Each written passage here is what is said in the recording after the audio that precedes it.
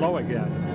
What do 3 little girls in blue and 10 gentlemen from West Point share in common? It's their leading man and our special guest today. Please join us in welcoming the very popular and multi-talented George Montgomery.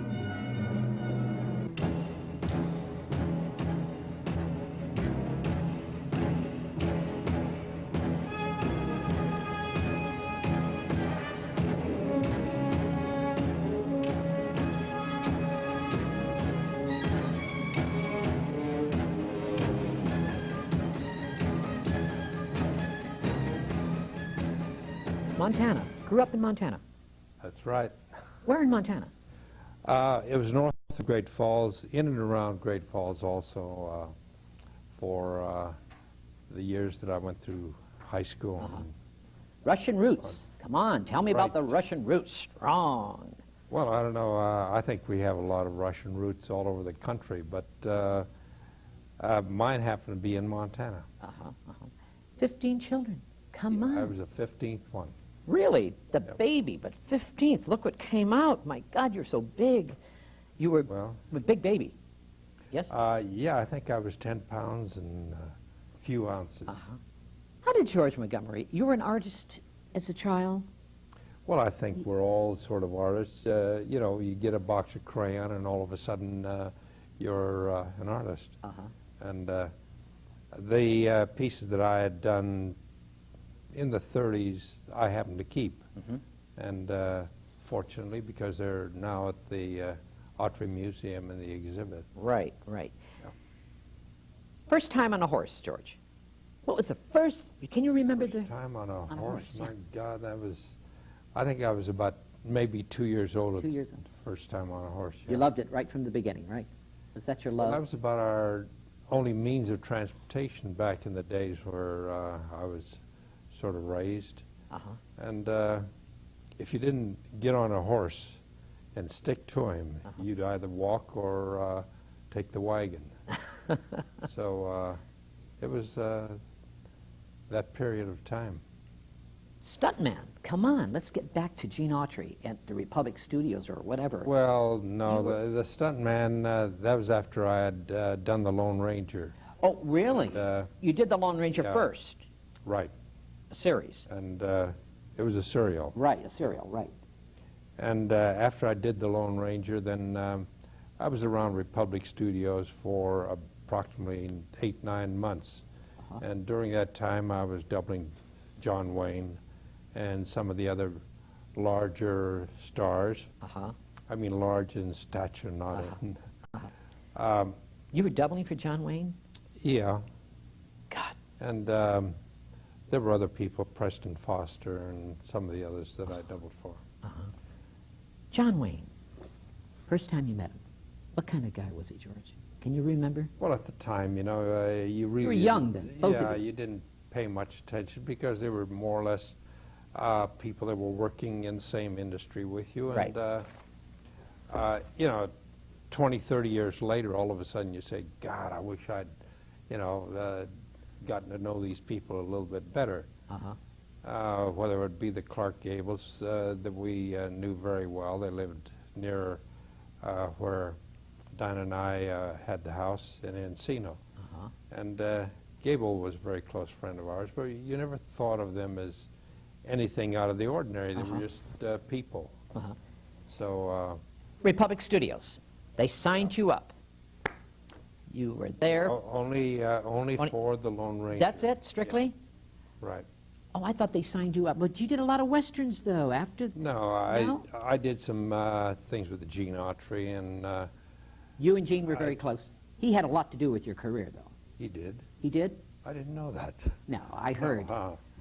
No, as a matter of fact, there was a director out there that was just marvelous.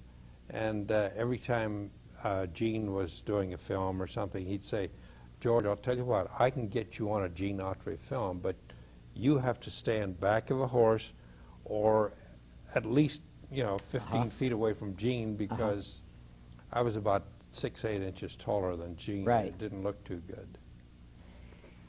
20th Century Fox, what happened after that? You went to 20th a lot. You did a lot of films at 20th. Well, I signed a contract at 20th, yeah. back in 1938. 38. And first film, 20th. Do you remember? I think the first one was Stardust. Stardust with Linda Darnell. Right. God, what a great actress she was. I loved her. Wasn't she nice?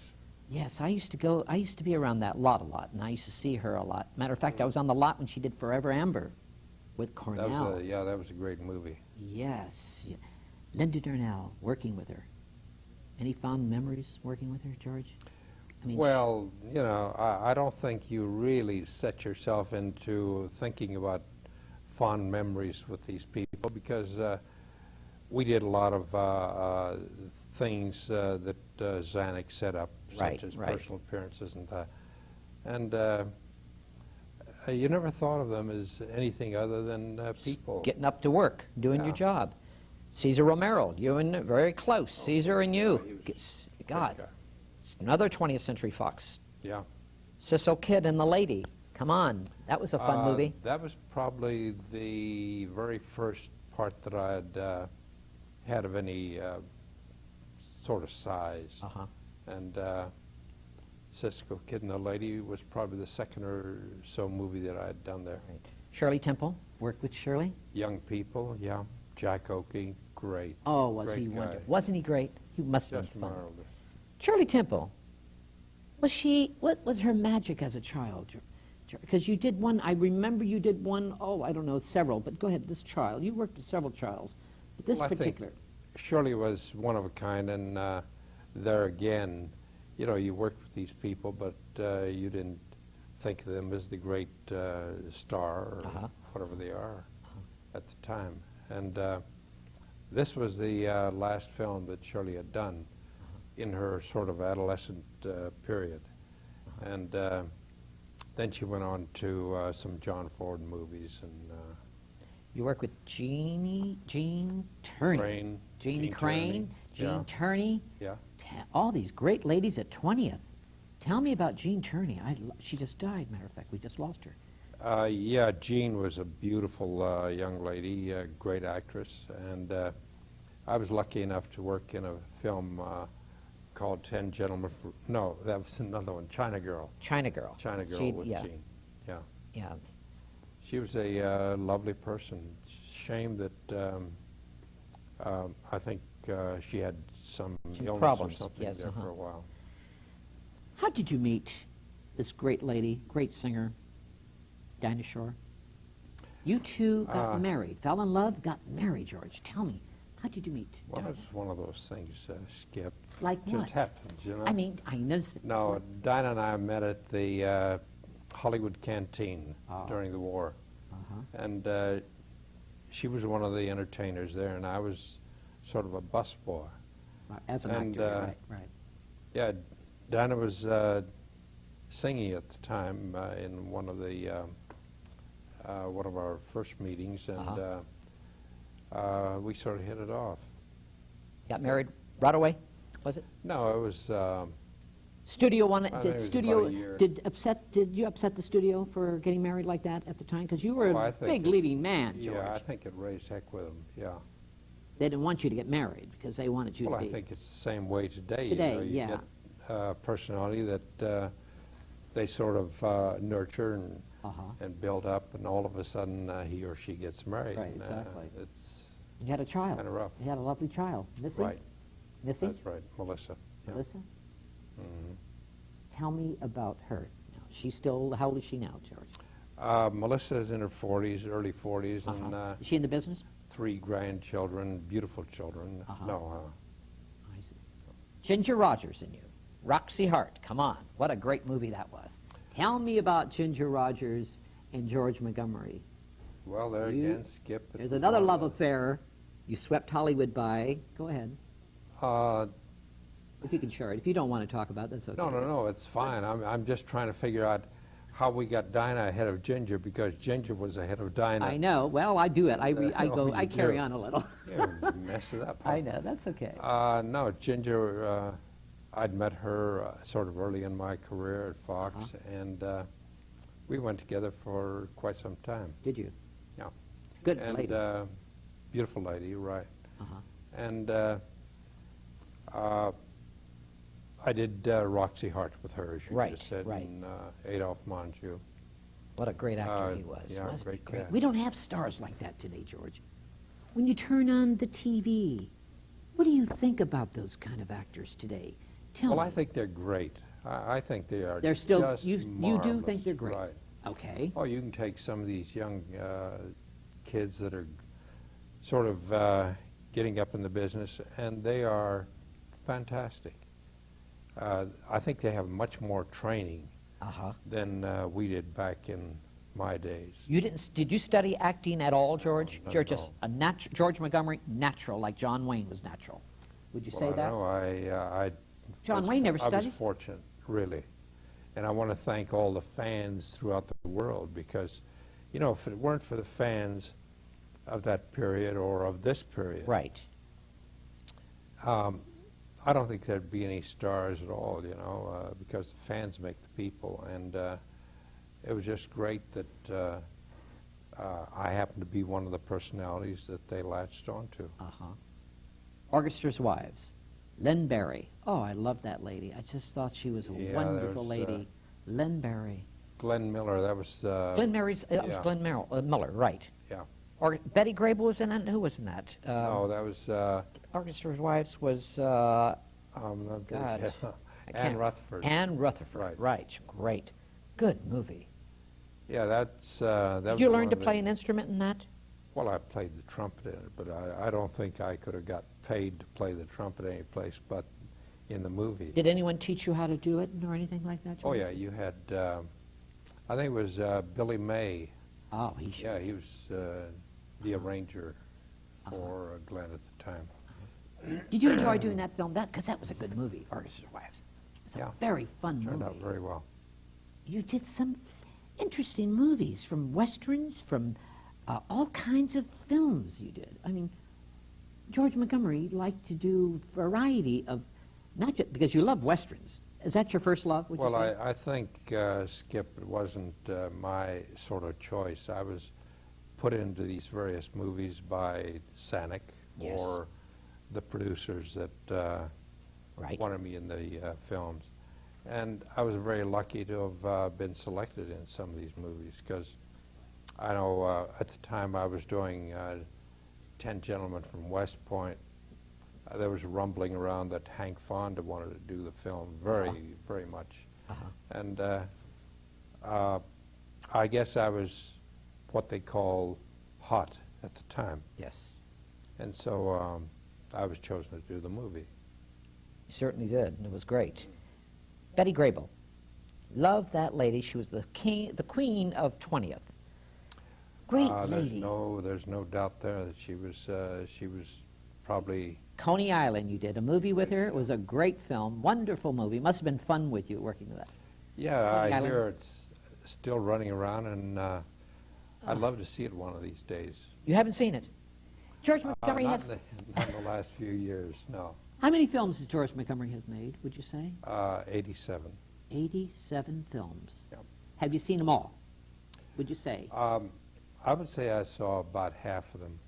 And You don't like to see them? certainly, no, I like to see them. The only thing is that in recent years, you just don't see the film sometimes. But during the Fox days, naturally we had the big premieres at Grauman's Chinese. And that was part of the ritual. You went to the... Did you go out a lot in clubs? You were out. I remember when I was a child, I used to turn the movie magazines, and you were out all the time with all beautiful ladies, George all Montgomery. the time, You yeah. you were one of the prince of Hollywood at the time. You were Well, out it's with, nice to hear, but... you were in McCombs, Cyril's, all these clubs. You were always out in these wonderful. Did the studio force you to do that, or did you have? No, No, you just did it. you just did it. I see. Dorothy Lamour, Lula Bell. Dorothy was a marvelous lady, had done many Bing Crosby, Bob Hope road pictures. And Right. I did 2 films with her, Lula Bell and Girl from Manhattan. And Charles Lawton was in Girl from Manhattan. And, What kind of guy was Charles Lawton? oh, he was great. Fantastic actor. And I was lucky to You've worked with in the those people. best, the best. I'm thinking back in your career. Looking back, George Montgomery, you have worked with the best of actors and best actresses, the most beautiful ladies in the world. I was lucky. You use that word lucky. Well, I think, I think a lot of that is luck, really. Being in the right place at the right time. And then, George Montgomery, artist. You start to paint, you start to carve, you start to do woodwork. That was another love. What happened? Tell me about that. What was your period? Well, I think all of that came about like the architecture and the furniture and stuff. Right. I'm the kind of person that says, well, if somebody else can do it, I can do it. Right. And that's the way it started with my architecture, building about a dozen homes that are now in the several $1 million sort of range. Right. And from homes and started making some furniture for the house. Right. And friends came around and said, that's exactly what I've been looking for. So the next thing I knew, I was doing furniture for friends of mine. Beautiful chairs, beautiful tables. I mean, your tables are just incredible. The woodwork of the tables. How long does it take you to do a regular table that I saw today at the Gene Autry thing, one of those tables? Well, that it all is depends incredible. it depends on the table and depends on the various other things Right. that go with it. Uh-huh. But as you just mentioned, at the Gene Autry, I think I have about 4 sets of very sort of unique pieces. Right. The hanging table Uh-huh. and the Queen Anne set that I made for Harry Carl and Debbie Reynolds. Debbie Reynolds, and, yeah. And that's a nice set. It's over there, and there's some pine So furniture. your work start with the stars and the celebrities. That's when you start. Yeah. The word got out. Is that what happened, Out George or in, Montgomery? I don't know. The woodwork is incredible. You enjoy It's a doing hobby that went along for a few years. But sculpturing. What happened with that? The bronze. 1974 it started, or what, George? Starting yeah. doing this wonderful work, the bronze. Well, I've sort of had a desire to get into the art field, and sculpture just happened to step in to the area of sort of the artistic area. I'm looking right now at the table here, and this is you. Is that right? Let's look at it. Well, no, that's the Hollywood Westerner Hall of Fame trophy that I created. You created. Several years ago to present to the various actors that would be selected Right. for the Hall of Fame. Right. It's called the President Reagan Award. Uh-huh. He gave me permission to title it as the President Reagan Award. And Can we get back to this? I like to see this. Yeah, is this this President is- Reagan right over here? Let's see. Right here? That's it, huh? It's beautiful. you see it all right there? Did he have to, did he send, how did you get that, capture that? Did he sit on the horse Oh, for you, no, or I you just get a picture, or Put it together. put it together all in your mind? Right. The detail, look at the detail of this work. How long does it take you to do something like that, George? Well, this particular piece, I think I worked on about about a year, and when I finally got to where I sort of thought it was a pretty good likeness, Uh-huh. What is is that one of your favorites, would you say? Or do you no, have- I think there are an awful lot of A lot of pieces favorites. But that you know what I think- really like? One is your paintings of the jungle, of the African jungle. You lived in Africa. No, I didn't do that. That was a David Shepard painting. Was that a David Shepard Yeah. painting? Of the elephants? Of the elephants, yeah, forgive me. No, that's, I wish I Wait, did. tell do me it. about you living in Africa. You did live in Africa. Well, I was there for 2 years working with 20th Century Fox Right. as a co-production sort of associate. Right. And so you painted, you start painting there? No. You didn't do any painting there? Just trying to finish off the films that we were doing there. I see. When did George Montgomery start painting on the canvases? Well, I think that probably started out at the ripe old age of 4 or 5. 4 or 5. With my crayons. Uh-huh. but I've never done anything that was very major. I see. Up till 1980. 1980. Yeah. This book is incredible. You got a book out right now. This is called The Years of George Montgomery. Right.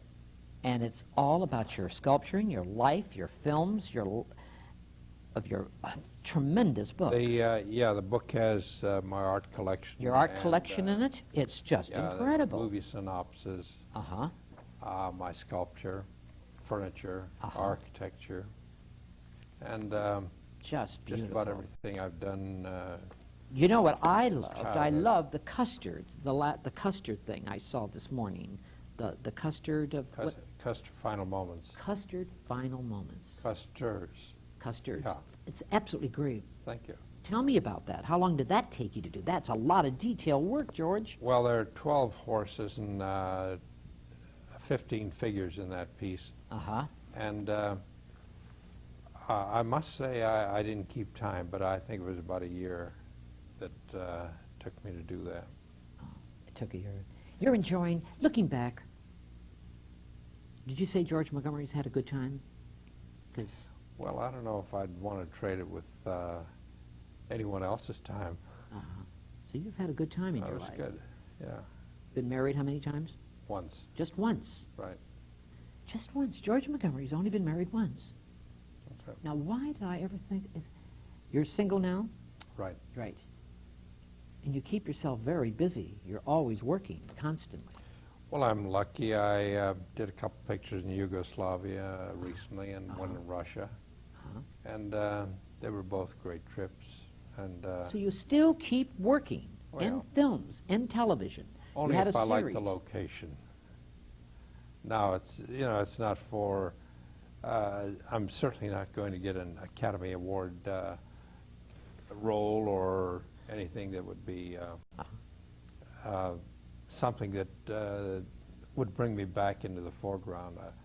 But the trips are great, and going to Russia was a marvelous experience, as were the trips to Yugoslavia. And George Montgomery, writing a book about your life?